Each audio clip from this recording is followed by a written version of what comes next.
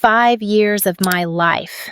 5 years spent standing in the shadows, turning Evan from a penniless engineer into a self-made millionaire.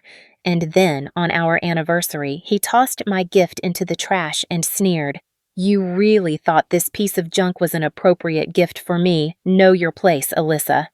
In that moment, I didn't cry and I didn't argue.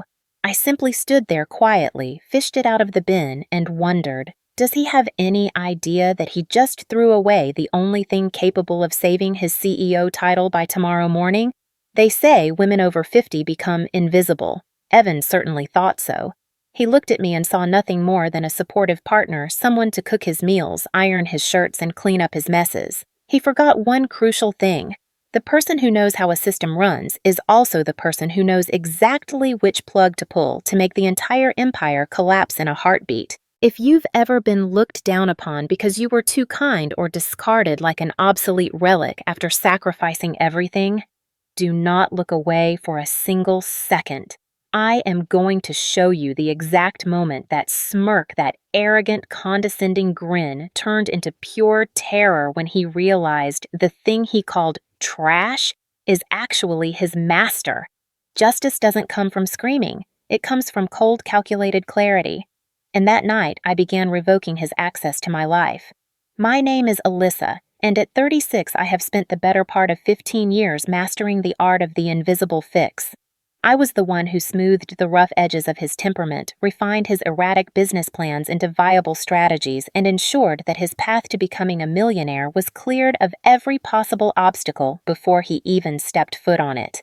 I was young enough to have the energy to build his world, yet experienced enough to know exactly where the load-bearing walls were hidden. The evening of our 5th anniversary was meant to be a quiet monument to that labor. I had spent weeks curating every detail of our dinner in our pristine, glass-walled suburban home, a house that felt more like a gallery of my efforts than a living space.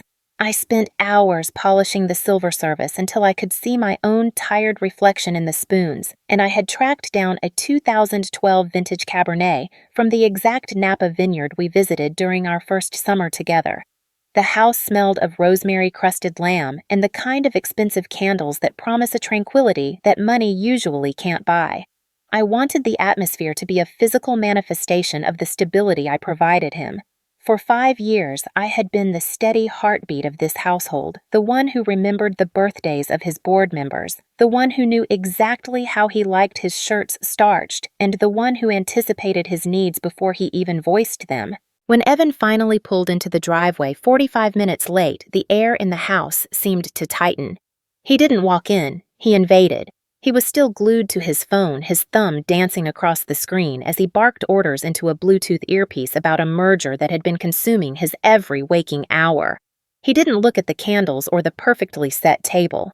He didn't notice that I was wearing the silk dress he once said made me look like a goddess.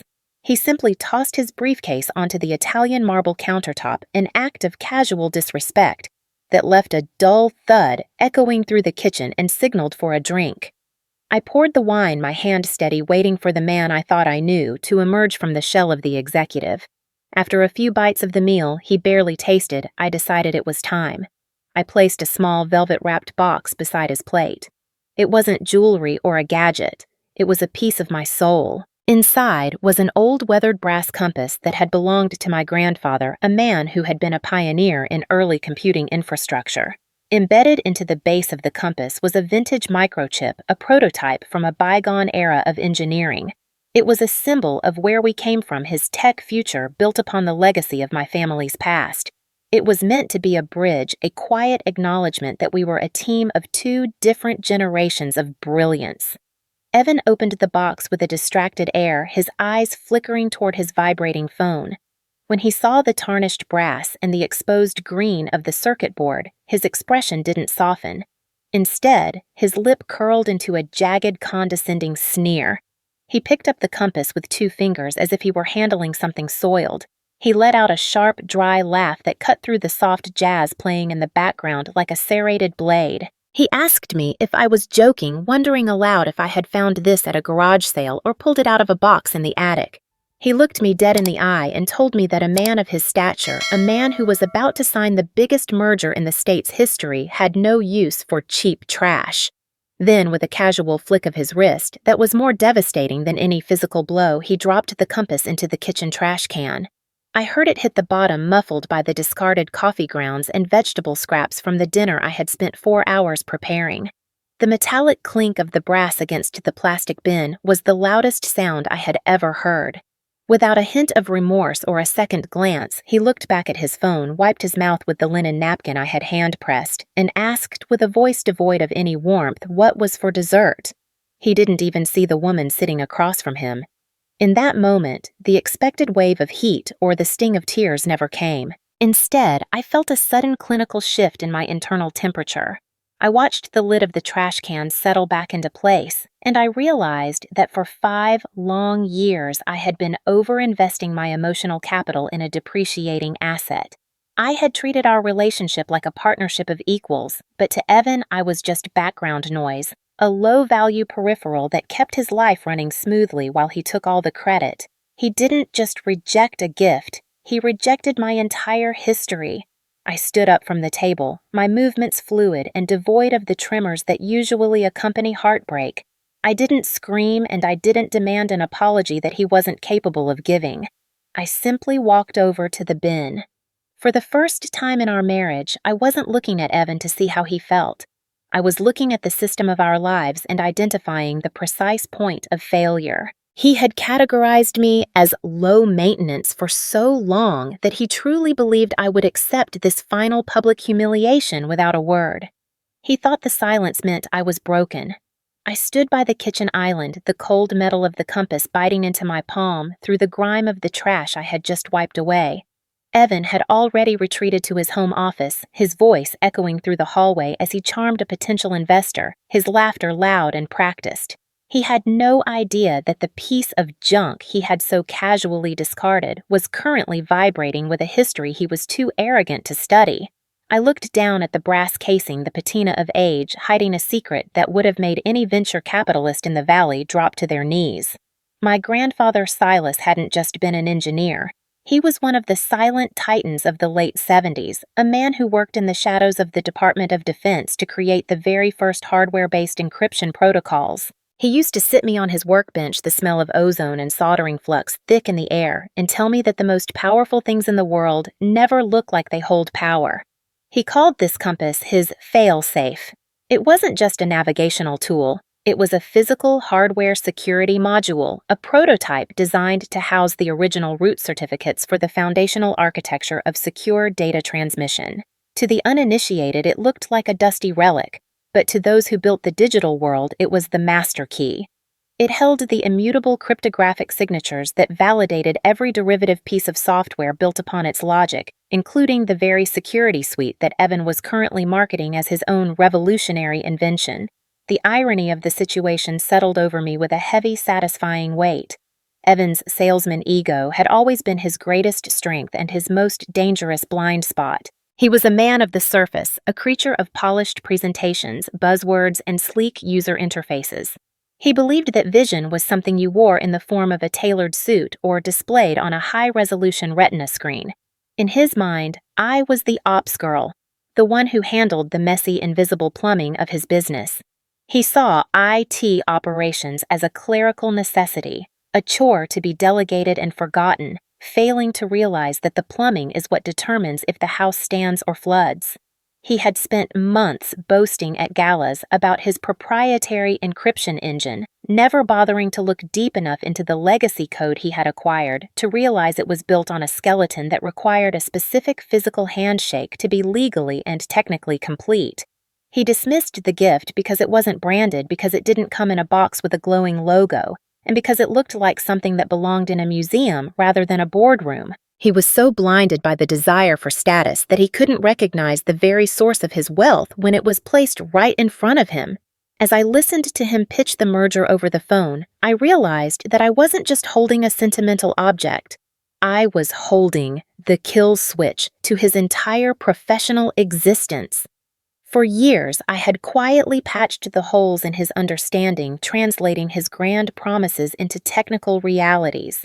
I had been the one to ensure the backdoor security of his servers remained airtight, often using the principles my grandfather had taught me. I had originally intended to give him the compass tonight as a final act of devotion, a way to grant him the ultimate legal shield.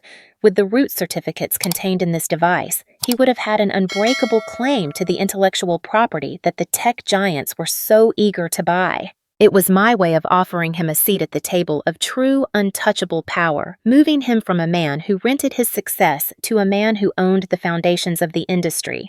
I had prepared a speech about how we were merging our legacies, about how my family's past would secure his future. But he hadn't even given me the chance to speak. He had seen the trash and made his judgment, and in doing so, he had unknowingly signed away the only thing that made his business model valid in a court of law.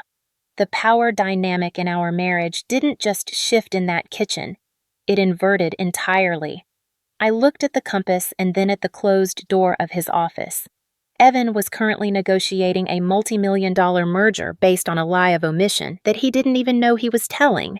He believed he owned the rights to the architecture he was selling, but without the physical HSM and the root keys I now held in my hand, his software was essentially an unlicensed derivative. The investors he was talking to were meticulous.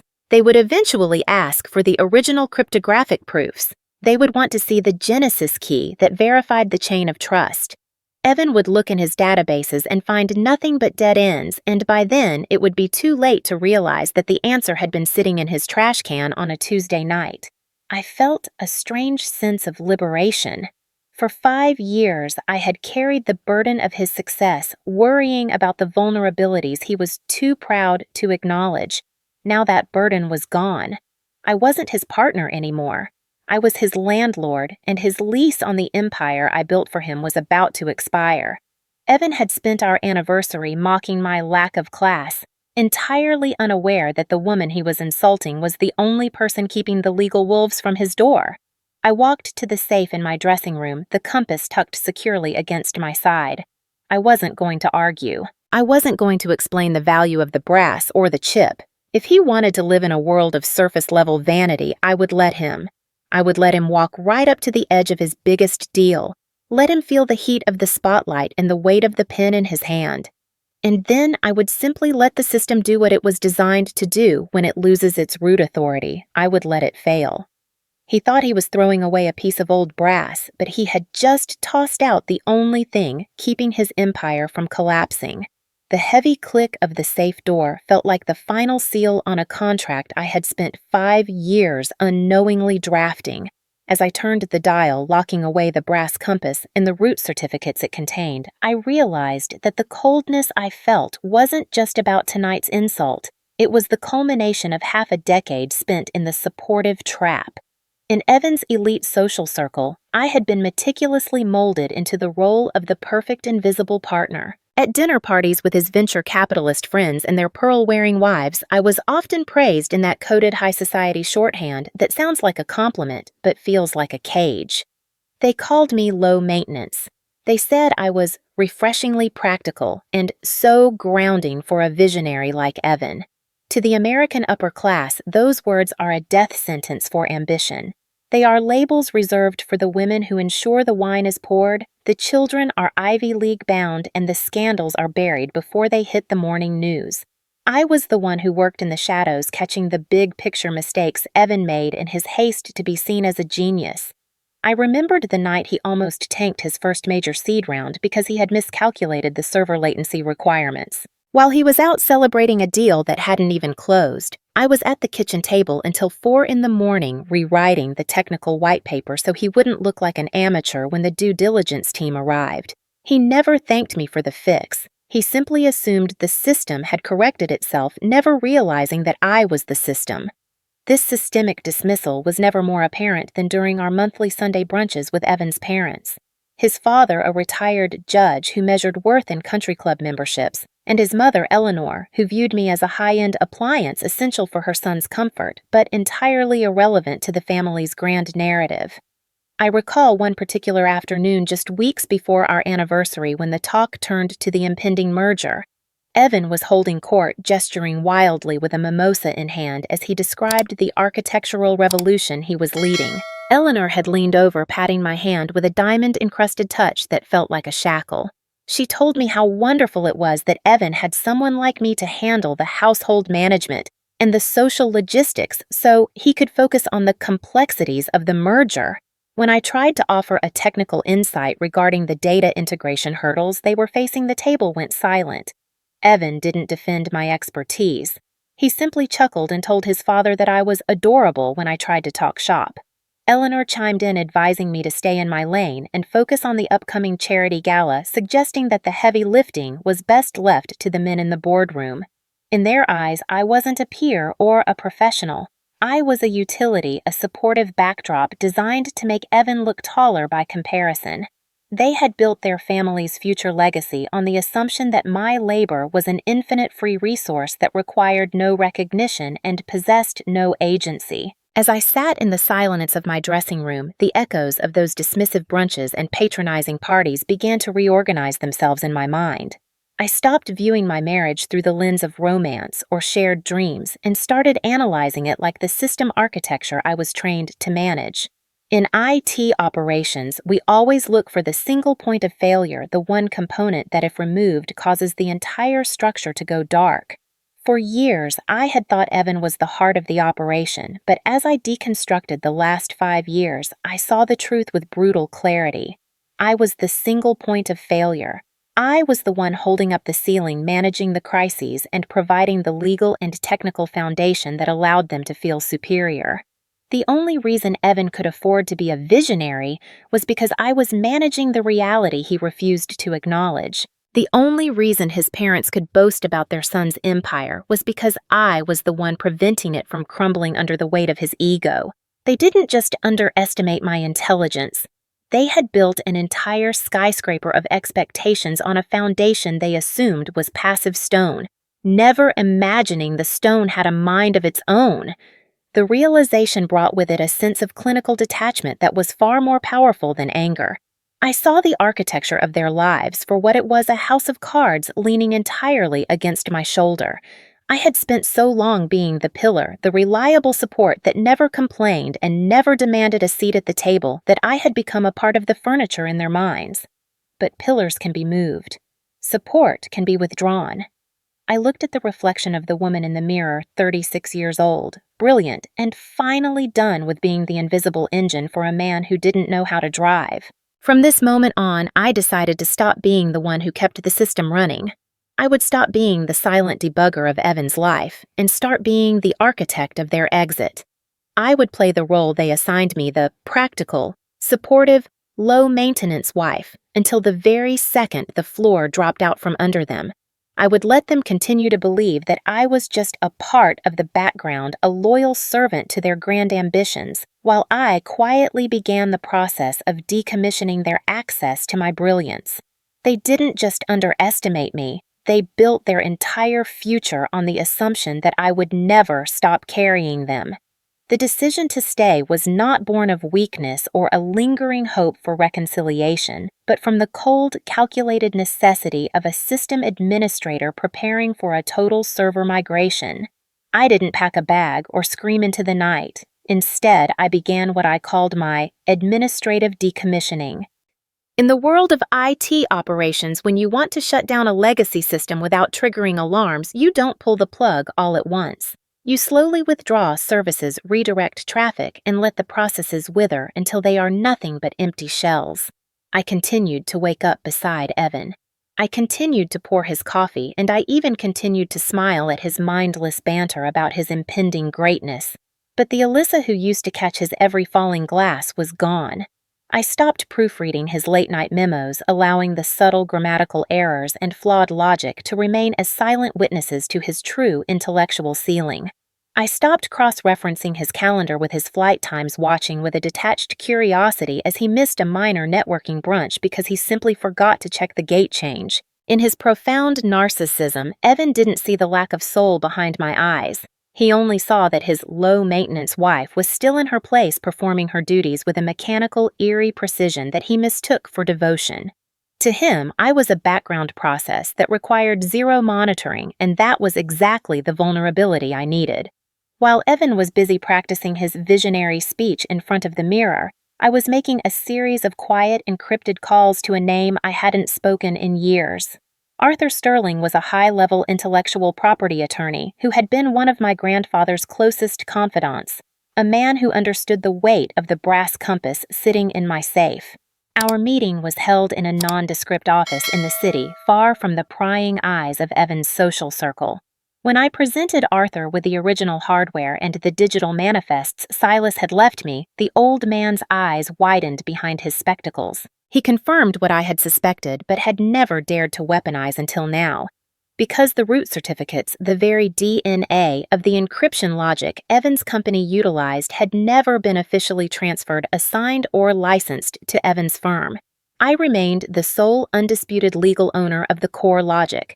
My grandfather had designed it as a trust for me, a fail-safe that ensured I would always hold the keys to whatever was built upon his foundation. Arthur guided my hand as I signed the official revocation of use documents. It was a legal kill switch, a document that effectively rendered Evan's entire software suite an unlicensed derivative. We filed the papers quietly, setting the effective date to trigger precisely at the moment of the merger's finalization, the day of the grand gala. The weeks leading up to the event were a masterclass in the illusion of peace. Evan was soaring, fueled by the adrenaline of a multi-million-dollar exit and the adoration of his peers. He started treating me with a patronizing kind of generosity that was almost harder to stomach than his contempt. He would pat my shoulder and promise me a nice long vacation once the deal was done. Perhaps a spa retreat where I could relax after all the stress of supporting him. He spoke as if he were rewarding a loyal pet for not barking during a dinner party. I played the part to perfection. I nodded when he bragged about how his proprietary tech was going to change the world, and I smiled when his mother Eleanor called to remind me to choose a dress that wouldn't clash with the family's image at the gala. I was a ghost in my own home, a phantom limb that he still felt, but that no longer possessed any sensation. I spent my afternoons separating our shared assets, moving my personal inheritance and my grandfather's holdings into private accounts that Evan couldn't touch. I restructured our life so that when the crash came, I would be the only one standing on solid ground. As the day of the gala arrived, the house was a whirlwind of activity. Tailors arrived to fit Evan's tuxedo, and florists delivered arrangements that cost more than my first car. I stood in the bedroom, the steam from the iron rising as I pressed the lapels of his suit. I felt like a priestess preparing a sacrifice, though Evan believed he was being prepared for a coronation. He stood in front of the full-length mirror, adjusting his silk tie, his smirk so wide it looked painful. He told me he was proud of how I'd held things together during the homestretch, unaware that the very thing holding his life together, my silence, was about to be broken. I watched him walk out the door, his chest puffed out, fully convinced that he was the king of the world and that I was merely the consort who made sure his shoes were shined. He had no idea that I had already withdrawn my consent, my labor, and my legal authority. I had spent 5 years being his safety net, catching every mistake and cushioning every fall. But as I followed him to the car, draped in a dress of cold midnight blue, I felt a lightness I hadn't known in years. I knew that the floor beneath him had already been removed, replaced by a hollow space that went down for miles. When he finally looks for the safety net I've provided for years, he's going to find nothing but a long, silent drop. The ballroom of the Grand Metropole was a sea of shimmering, crystal-expensive perfume and the low, rhythmic hum of old money and new ambitions. Evan stood at the center of it all, the undisputed sun in a galaxy of admiring investors and hungry journalists. He was in his element, his posture radiating a practiced, effortless confidence as he stood at the mahogany podium flanked by the legal teams of 2 multi-billion-dollar corporations. I stood at the periphery, a shadow in midnight blue, watching him bask in the spotlight he believed he had earned alone. He looked toward me once and offered a small dismissive wink, a gesture that said, "Watch me win." To everyone else, it was a moment of peak success, the sale of the century, finally coming to fruition. The pen was in his hand, a heavy gold fountain pen that felt like a scepter. He began his final speech, full of the usual visionary platitudes, about disrupting the landscape, and owning the future, while I remained perfectly still, a silent operator waiting for the system clock to hit 0. The proceedings were interrupted not by a shout, but by a quiet, authoritative clearing of a throat. Diane Sterling, the lead investor and a woman whose sharp silver bob and steel gray eyes had terrified CEOs for 3 decades, raised a single hand. She didn't look at Evan. She looked at the documents on the table. She paused the signing, stating that a minor technical hurdle had appeared in the final hour of the due diligence audit, a discrepancy regarding the original root certificates of the encryption architecture. Evan let out a short, patronizing laugh, the kind he usually reserved for my adorable questions at home. He told Diane that his team had cleared all IP hurdles months ago and that this must be a clerical ghost in the machine. He was still smirking, his ego so inflated that he couldn't imagine a world where he wasn't the smartest person in the room. He leaned over the podium, dripping with a condescending charm, and assured the board that he was the sole architect of the core logic and that any claim to the contrary was, in his words, noise from a disgruntled competitor. The smirk didn't die all at once. It withered in agonizing high-definition stages. Diane slid a thick manila folder across the table, not toward Evan, but toward the lead counsel for the acquiring firm. She calmly announced that a formal cease and desist had been filed an hour ago by the undisputed owner of the Genesis key, the hardware-based root authority that validated every line of his software. Evan's laugh faltered, becoming a dry, rattling sound in his throat. He started to stammer, his eyes darting toward his CTO, who looked just as bewildered. Then Diane looked past the lawyers, past the cameras, and locked eyes with me. As I stepped out from the shadows and walked slowly toward the podium, the room fell into a silence so heavy it felt like a vacuum. The transition on Evan's face was a masterpiece of karmic justice. The flush of victory drained away, replaced by a sickly gray pallor. His jaw tightened, then went slack, and as I reached the light of the stage, a fine sheen of cold sweat broke out across his forehead. He looked at me as if I were a ghost, his hand trembling so violently that the gold pin clattered onto the podium. The arrogance was gone, replaced by a raw, naked mask of terror as he realized the ops girl was the one holding the leash. He scrambled toward me, his voice a frantic, desperate whisper that the microphones still managed to catch. He grabbed my arm, his fingers digging in with a strength born of panic, and begged me to fix this. He reverted instantly to his default setting, treating me like the personal problem solver he had exploited for 5 years. He hissed that we could talk about this later, that I needed to sign the waiver immediately to save our future, and that he would give me whatever I wanted if I just made this go away. He was a small man in a large suit, pleading with the person he had called nothing to prevent his world from shattering. The powerful visionary had vanished, leaving behind a terrified boy who had finally realized he was standing on a foundation of sand.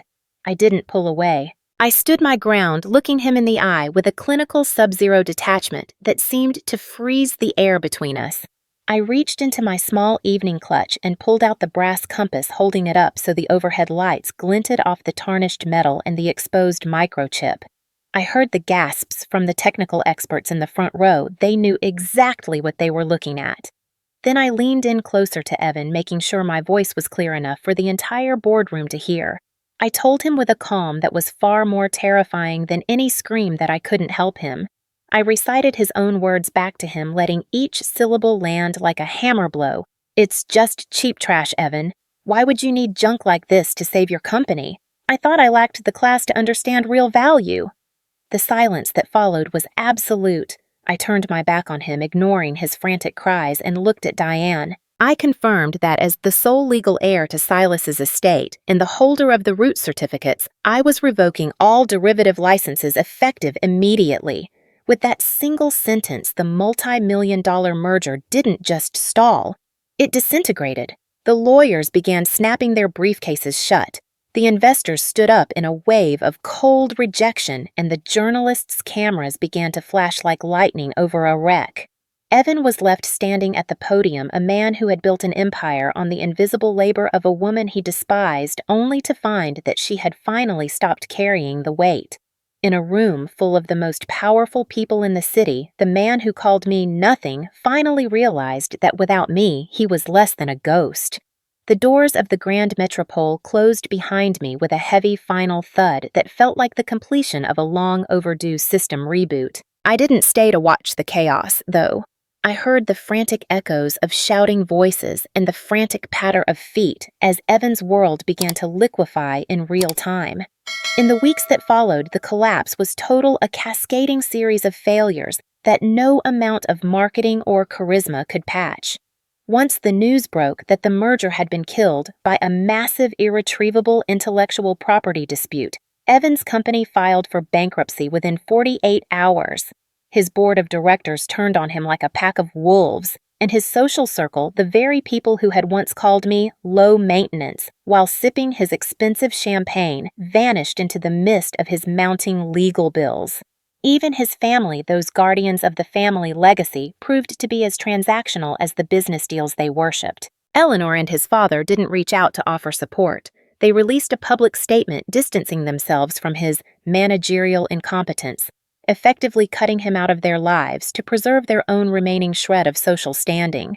I, however, was already a world away. Working through Arthur Sterling, I sold the licensing rights of the root certificates to a different firm, a mid-sized ethical engineering company that valued the integrity of the code as much as the profit margins. The deal secured a fortune that dwarfed anything Evan had ever promised me. But more importantly, it was a fortune that belonged to me and me alone, born from the legacy of my own family.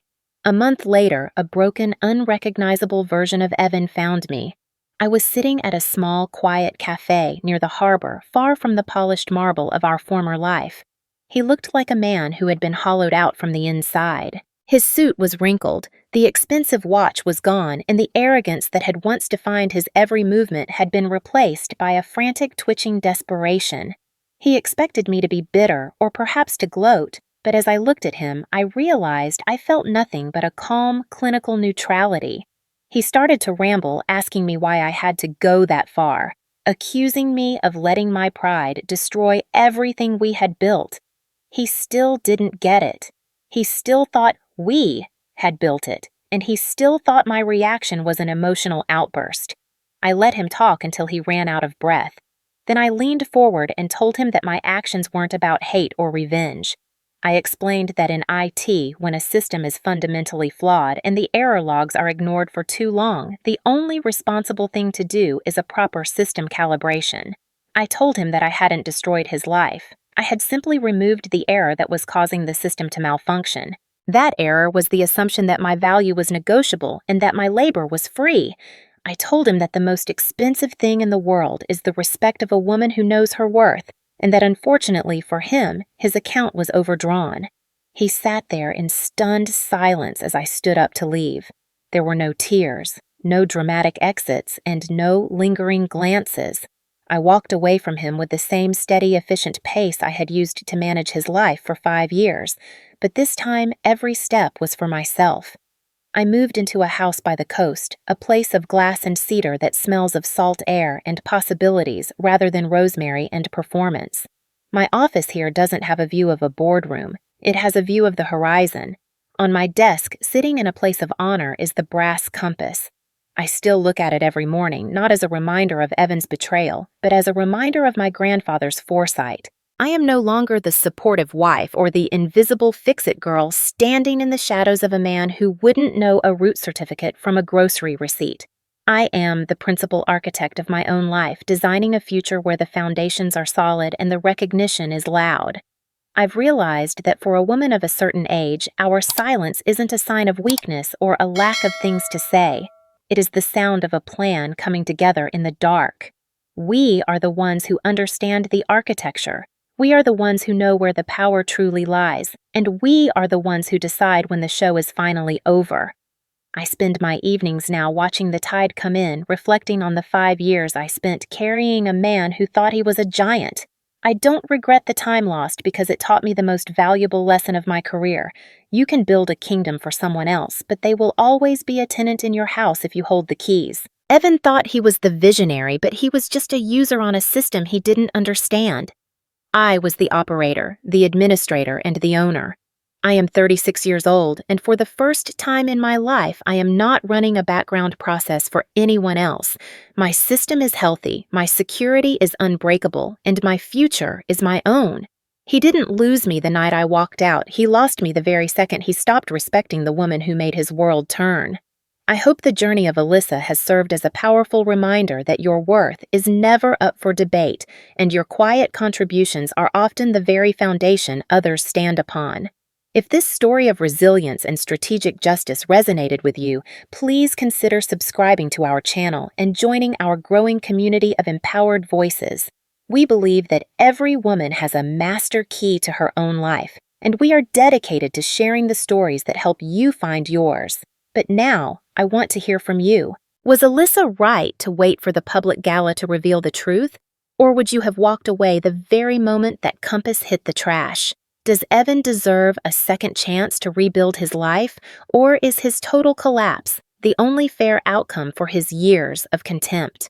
Your perspectives and experiences are what breathe life into these stories, so please share your thoughts and aha moments in the comments below. Every like and comment helps us reach more people who might need to hear this message today. Thank you for watching, for listening, and for being the architect of your own incredible future.